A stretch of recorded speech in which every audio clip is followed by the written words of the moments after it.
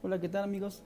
Soy Emanuel, bueno, como todos me conocen, Meni, soy parte del equipo 3 y a nosotros nos tocó hablar de 2 de Samuel 7 en adelante. Ahora más adelante los chicos van a compartir lo demás, pero a mí me tocó el capítulo 7 y debo reconocer que hace tiempo que no leía esta parte e impactó mucho mi corazón leer de nuevo 2 de Samuel 7.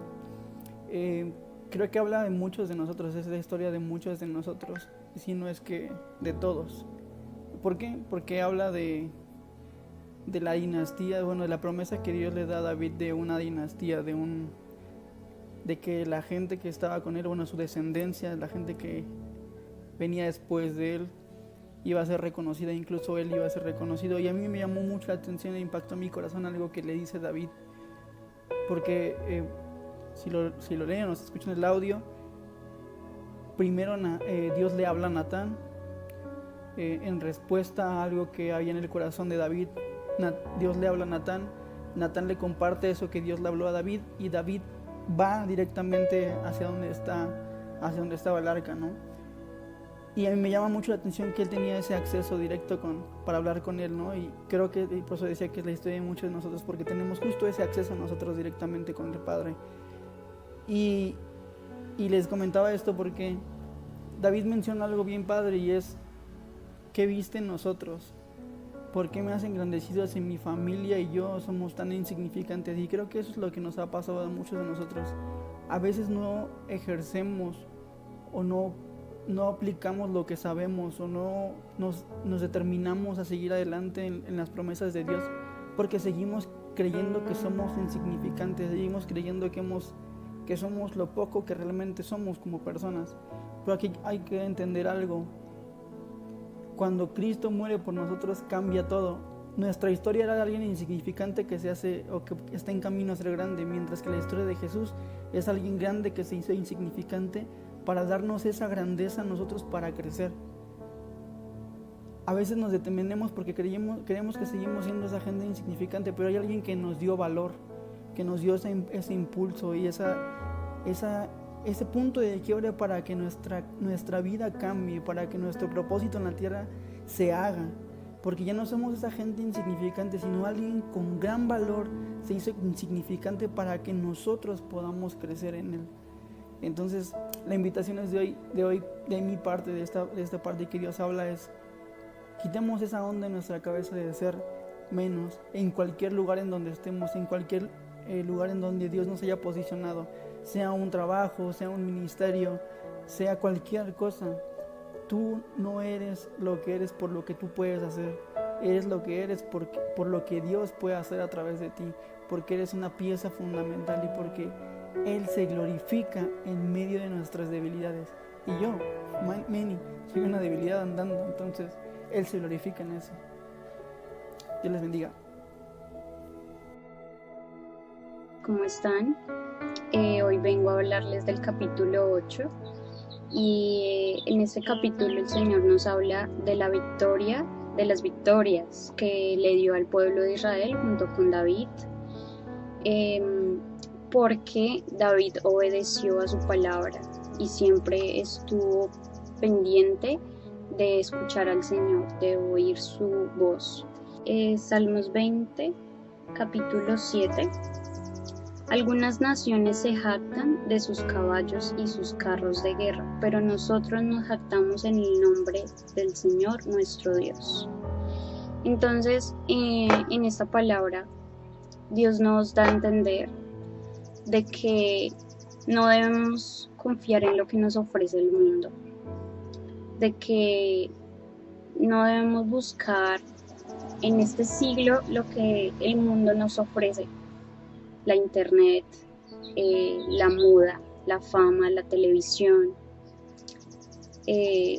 personas tal vez equivocadas, donde vamos a buscar respuestas, donde vamos a buscar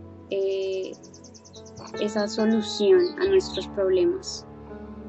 Y para eso Dios nos ha dejado la palabra, y es para que nosotros tomemos como ejemplo de lo que debemos y no debemos de hacer. Él nos habla por medio de la palabra. Por eso es importante que cada día tengamos nuestra comunión con Dios, para que Él sea respondiendo a nuestras preguntas. Como Él siempre respondió a las preguntas de David y le dio victoria, puesto que Él venció a la tierra de Moab. Dice su palabra que midió con un cordón de una medida larga y el otro de una medida más corta, y a las personas que medían más de esa medida, de la normal, los mataba y a los otros los dejaba vivir. Entonces él no se quiso como jactar como rey de decir voy a tomar los caballos, voy a tomar los carros de guerra, las personas, para mí, para hacerme rico y para enriquecerme, sino él hizo las cosas bien conforme a la voluntad. Deuteronomio 16:17. Cada uno llevará ofrendas según lo haya bendecido el Señor Dios. Y esto nos dice, demos gracias al Señor, demos gracias cuando Él nos dé la victoria y aún así cuando no, para que siempre hagamos conforme a su palabra, conforme a su voluntad, conforme a su voz y escuchemos su palabra. Y demos gracias y demos de lo que Él nos ha dado, como ejemplo David lo hizo. Y esto es un momento para reflexionar en nuestras vidas, para que pensemos que Dios siempre tiene una salida y es la mejor salida. Entonces siempre escuchemos su palabra, siempre tengamos en cuenta lo que Él nos dice y que sea lo primero que hagamos. Muchas gracias.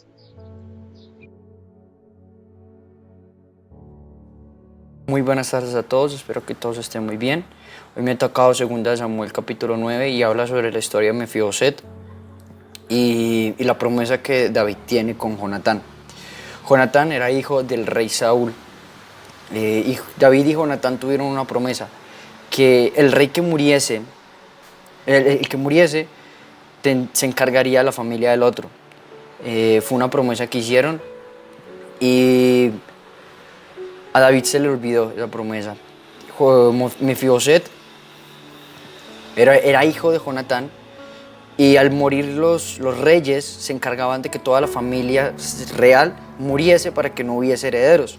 Así que al enterarse la que cuidaba de Mefiboset salió corriendo, se escapó y en medio de esa huida dejó caer al niño y se lició de los pies y creció lisiado de los pies. A David se le había olvidado las promesas que había hecho con Jonatán y pasaron los años. Así que Mefiboset creció en un lugar que se llama Lodebar. Y era un lugar de mucha miseria, de mucha pobreza. Se cree que era de mucha pobreza. Y David se acuerda de la promesa, manda a traer a Mefiboset. Mefiboset creyó que lo iban a matar. David le dijo que no se preocupara, que él tenía una promesa con su padre Jonatán, que él era hijo y descendiente del linaje real. Y Mefiboset no creía y no sabía que era merecedor del linaje, de cenar con el rey. Decía que era un perro y David le dijo que él era descendiente y linaje real y se sentaron a comer a la mesa. Es una historia muy linda, pero hay verdades bíblicas que tenemos que aplicar y aprender de esto. Bueno, primero, una de las más grandes tragedias en la vida es vivir sin saber quiénes somos ni saber a qué tenemos derecho. No entendemos las cosas y las promesas que Dios tiene en nuestras vidas.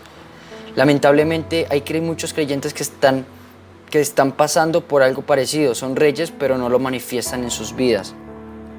Y nos pasa mucho a nosotros de que a veces vemos los problemas, a veces vemos las cosas y no entendemos las promesas que Dios tiene para nosotros, lo que nos pertenece, lo que por herencia somos. ¿Por qué pasa esto? ¿Por qué Mefiboset no vivió como un rey? Porque uno no entendió su historia, no entendió quién era y qué herencia tenía, y eso nos pasa a nosotros. Nosotros muchas veces no hemos vivido como reyes, no hemos vivido las promesas que Dios tiene para nuestras vidas, porque no hemos entendido muchas veces lo que Dios y Jesús hizo por nosotros, ¿sí? De que nos hizo herederos según la promesa, nos hizo descendientes y linaje real, y nos tenemos que apropiar de eso. ¿Qué es lo que nos limita? Quedarnos en un escenario doloroso. Lo de Bar era un escenario que era de mucha pobreza. Ignorar quiénes somos. Somos herencia de linaje real. Lisiarnos por las heridas de la vida. Muchos a veces nos estancamos en heridas que nos han hecho o en cosas que hemos vivido y nos quedamos en eso y nos lisiamos, llamémoslo así, en heridas. Quedarnos en la mentalidad de pobres, como lo de Bar.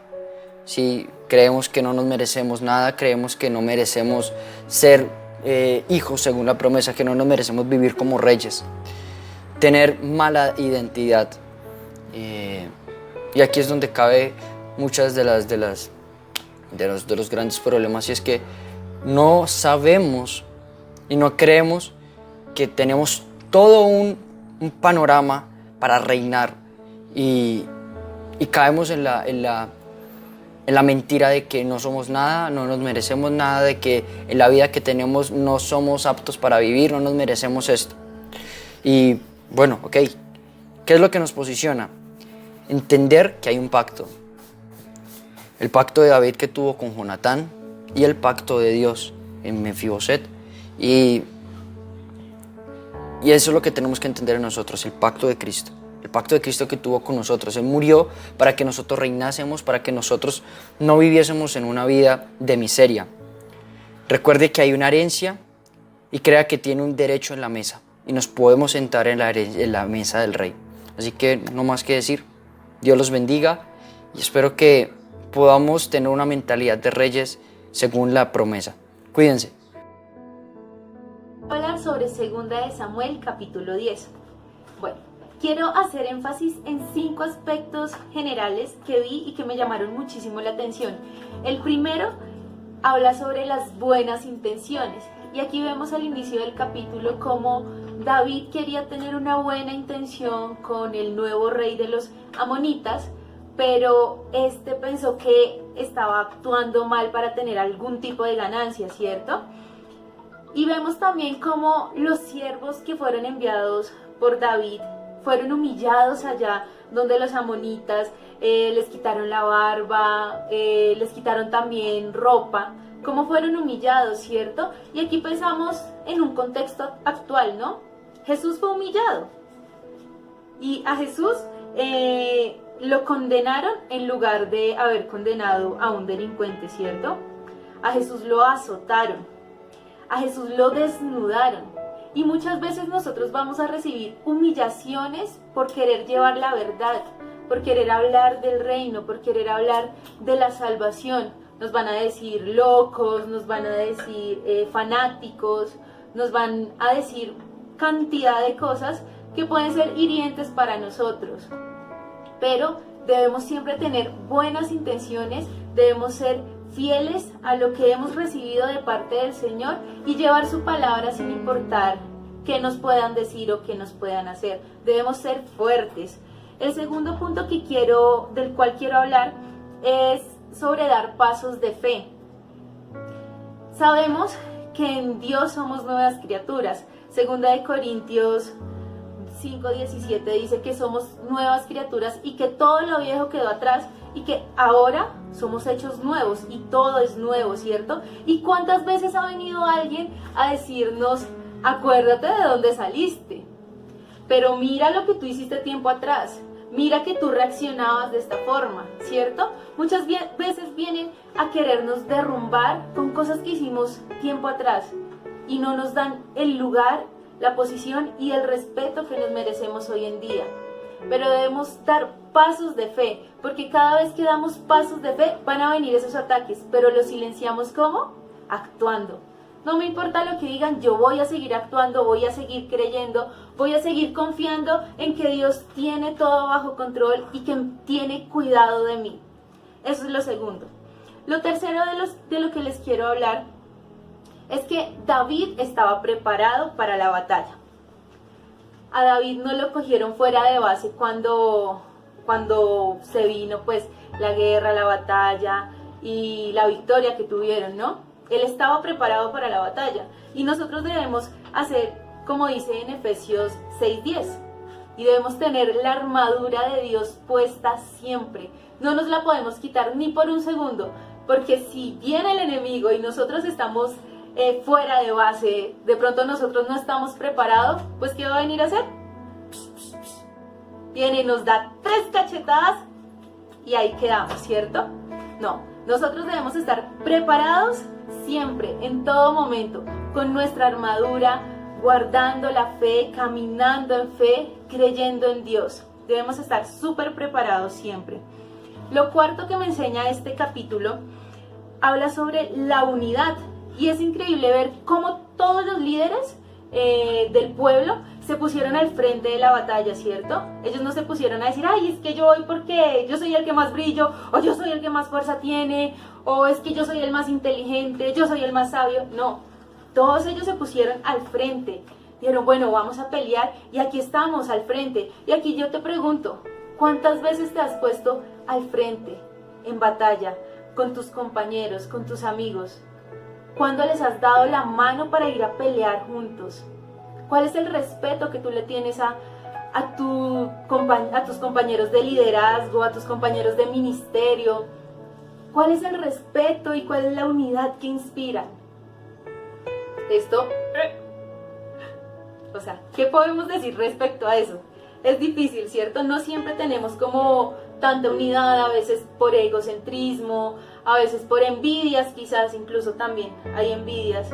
No tenemos unidad y por eso muchas de las batallas que enfrentamos en grupo las perdemos, porque no hay un espíritu de unidad en nosotros. Y el quinto, que es el más importante para mí, es que todo lo dejan en las manos del Señor. Absolutamente todo, ¿sí? Bueno muchachos, muy buenas noches para todos, que Dios les continúe bendiciendo, espero estén bien y fortalecidos en el Señor. Bueno, el capítulo que me tocó a mí fue Segunda de Samuel, capítulo 11, donde conocemos muy bien que pues, como título esto tiene, dice David y Betsabé, y es una historia que hemos escuchado predicar durante mucho tiempo, hemos recibido muchas enseñanzas. Es un mensaje muy popular, por decirlo de alguna manera, porque nos revela la palabra de Dios algo muy especial, y desde que nos muestra la humanidad, nos revela el pecado, incluso aún de un hombre tan grande como lo fue el rey David, incluso catalogado como un hombre conforme al corazón de Dios. Pero más que de pronto centrarme centrarme más en lo que me dejó a mí este pasaje como tal, hay algo bien puntual y quizás no está enfocado completamente en el pecado como tal que tuvo David con Betsabé, sino más bien en lo que desencadenó todo esto. Y hay dos cosas bien importantes que les quiero compartir, que fue lo que me quedó como enseñanza de este capítulo, y es específicamente que hay algo donde yo digo que no debería llamarse o no debería de tener el título David y Betsabé, sino que debería ser David y Urías, porque a la larga estos personajes son los dos personajes de todo este capítulo que son el centro, que son el foco como tal del pasaje. Pero aquí hay algo bien interesante en cuanto a esas dos personas, y es de que yo creo que hay algo interesante aquí en ellos, y hay una porción de la palabra en el primer libro de Crónicas, capítulo 12, versículo 32, donde dice que a David se le unieron los hijos de Isaacar, hijos de la tribu de Isaacar. Dice que eran entendidos en los tiempos y sabían lo que Israel tenía que hacer. Yo creo que en este panorama específicamente de David y su pecado con Betsabé, y que se ve directamente relacionado a Urías, me parece bien interesante, y creo que viéndolo desde otro ángulo, esto es precisamente lo que acontece acá. Urías, podemos ver claramente que era un hombre entendido en los tiempos, era un hombre que sabía lo que estaba aconteciendo. El pueblo estaba en un tiempo de guerra, estaba aconteciendo algo delicado. El arca estaba bajo carpas, el pueblo estaba bajo carpas, había tensión porque eran tiempos de guerra. Y Urías tenía su concentración, tenía todo su discernimiento puesto en la protección del pueblo, la protección del rey. Mientras que David estaba desenfocado. David estaba aislado, estaba completamente desenfocado de lo que el pueblo estaba haciendo. Y a esto se debe, lastimosamente, que ese desenfoque, el no estar entendiendo en ese momento lo que estaba aconteciendo alrededor, esa guerra espiritual que de alguna manera también lo rodeaba, para mí lo que me deja como enseñanza fue lo que le permitió abrirle puertas a ese pecado al que David accedió. Porque miren la confrontación cuando David quiere remediar, quiere justificar su pecado, cuando manda a llamar a Urías. O sea, él quiere hacer lo que sea para sacarlo del camino y para encubrir su pecado. Pero Urías le muestra su firmeza y le muestra lo centrado que está en la protección, incluso haciéndose a un lado de su hogar. Entonces yo creo que aquí lo importante es qué tan entendidos estamos en los tiempos de hoy. ¿Qué tanto estamos entendiendo los tiempos de hoy? Porque vemos a un hombre de Dios, un hombre conforme al corazón de Dios, que se desenfocó, que se desentendió y abrió las puertas al pecado. Quizás fue uno de los deslices más grandes que tuvo y que trajo las peores consecuencias de su vida. Y en el caso de Urías, fue un hombre que incluso quiso hacerse a un lado de sus responsabilidades como esposo en su hogar, por estar enfocado en lo que tenía que estar enfocado, que era la protección y el cuidado del rey. Entonces, aquí lo importante es qué tan enfocados, qué tan entendidos de los tiempos somos en estos momentos. Creo que es lo que va a marcar la parada, y en la guerra espiritual en la que estamos, necesitamos sí o sí discernir los tiempos para poder seguir adelante y para no ceder terreno al enemigo ni entrar en tentación. Esto era todo, Dios les bendiga, un abrazo fuerte para todos y que se encuentren bien.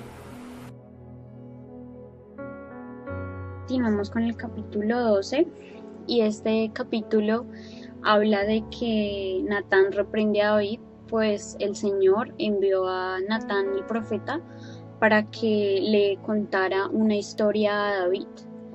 En esta historia relata de que había un hombre rico y un hombre pobre, y pues este hombre pobre solo tenía una oveja y la había criado y le daba la comida de la que él comía, y pues el hombre rico tenía muchas ovejas muy bien alimentadas, puesto que un día llegó una visita a la casa del hombre rico, y el hombre rico lo que hace es coger la oveja del hombre pobre y dársela a la visita como regalo. Entonces cuando Natán le dice esto a David, pues David se enfureció y dijo que cómo era posible que el hombre rico hiciera esto, pues no era justo y estaba pecando contra la otra persona. Entonces, Romanos 2, versículo 1, tal vez crees que puedes condenar a tales individuos, pero tu maldad es igual que la de ellos, y no tienes ninguna excusa. Cuando dices que son perversos y merecen ser castigados, te condenas a ti mismo, porque tú, que juzgas a otros, también practicas las mismas cosas. O sea, acá claramente Dios nos está hablando de que no debemos juzgar al prójimo. Y una frase, o sea, algo que me gustó mucho fue: no juzguemos al pecador, sino juzguemos el pecado. Me encantó. Y es clara la palabra donde dice: no miremos la paja de la otra persona, sino miremos primero la paja que tenemos en nuestro propio ojo. dice en su palabra. Pues nosotros en muchas ocasiones preferimos juzgar, preferimos herir a otras personas, preferimos ver los errores de otras personas y no ver nuestros propios errores. Entonces Natán le dijo a David: tú eres ese hombre. El Señor Dios de Israel dice: yo te ungí rey de Israel y te liberé del poder de Saúl. ¿Por qué entonces despreciaste la palabra del Señor e hiciste este acto tan horrible? Pues dice su palabra que David mató a Urías, el hitita, con la espada de los amonitas y le robó la esposa. Y David hizo esto en secreto. O sea, David no le contó a nadie, lo hizo como en secreto y que nadie se diera cuenta de lo que había cometido. Entonces, pues el Señor claramente es muy misericordioso con nosotros, siempre, porque Él no nos juzga y nos dice: mira, tú estás haciendo esto, sino que Él es misericordioso y Él quiere que nos demos cuenta y revelemos nuestro pecado, ¿sí? Confesemos nuestros pecados. ¿Y por qué te preocupas por la astilla del ojo de tu amigo cuando tú tienes un tronco en el tuyo? ¿Cómo puedes pensar en decirle a tu amigo: déjame ayudarte a sacar la astilla de tu ojo, cuando tú no puedes ver más allá del tronco que está en tu propio ojo? Hipócrita. Primero quita el tronco de tu ojo, después verás lo suficientemente bien para ocuparte de la astilla en el ojo de tu amigo. Y pues esto nos pasa muy constantemente, que muchas personas nos juzgan, ¿sí?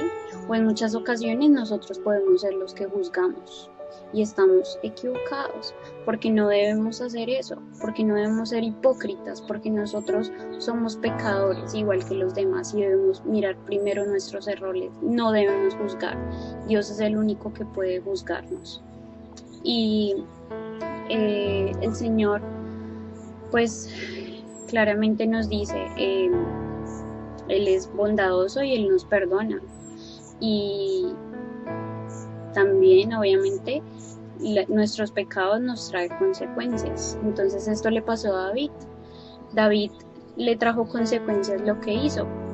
Pues, ¿y cómo te sentirías que esa verdad que tú sabes que estás ocultando, esos secretos de lo que te has equivocado, de tus pecados, fuera revelado ante las demás personas, ante esas personas que tú has juzgado? ¿Cómo te sentirías? Muy mal, ¿verdad? Y por medio de eso recibimos ese castigo de parte de Dios. Entonces hoy la palabra nos dice: no juzguemos a los demás, no juzguemos a los pecadores, sino juzguemos el pecado. Miremos primero nuestro pecado, nuestras equivocaciones, nuestros errores y cambiémoslas. Y no seamos hipócritas con las demás personas. Muchas gracias por escucharme. Que Dios los bendiga con su palabra.